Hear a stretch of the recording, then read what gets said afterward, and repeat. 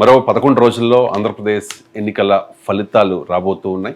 అందరిలోనూ ఒక ఉత్కంఠ. వన్స్ అగైన్ జగన్ కూటమి అధికారంలోకి వస్తుందా, ఏం జరగబోతోంది అని చెప్పి. ఈ లోపల కొన్ని సర్వే సంస్థలు, సెఫాలజిస్టులు వాళ్ళ అంచనాలని, అభిప్రాయాల్ని తెలియజేస్తూ ఉన్నారు.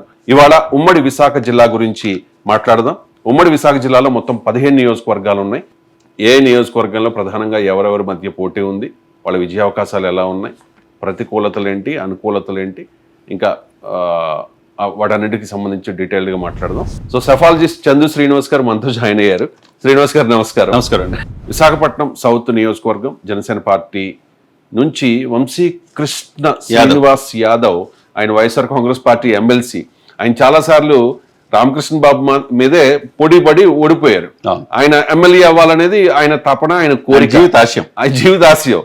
ఆయన ఎమ్మెల్సీ ఇచ్చిన వైసీపీ లేదు, నేను ప్రజల ద్వారా ఎన్నుకోబడాలని చెప్పి టికెట్ ఎక్స్పెక్ట్ చేశారు. బహుశా వైసీపీ దానికి నో చెప్పి ఉండవచ్చు. వెంటనే బయటకు వచ్చారు. జనసేన పార్టీ అక్కడ టికెట్ ఇచ్చింది.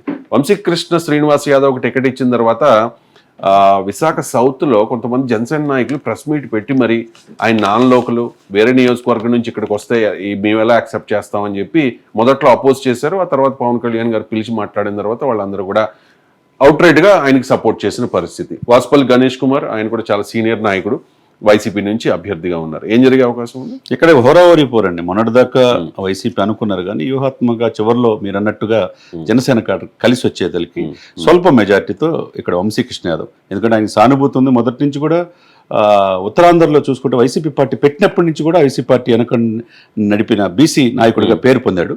కాబట్టి ఆయన ఇంతకాలం నిలబడ్డాడు. ఆయనకి ఎమ్మెల్యే కావాలని అక్కడ కోరిక.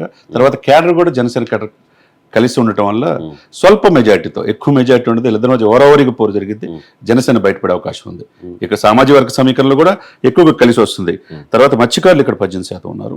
తర్వాత కాపులు 11%, ముస్లిం 9%, శెట్టి బలిజ 6%, తర్వాత బీసీలు 8%. ఇక ఓవరాల్గా చూసుకుంటే ఈయనకి ఒక బీసీ నాయకుడిగా మంచి పేరు ఉన్నది.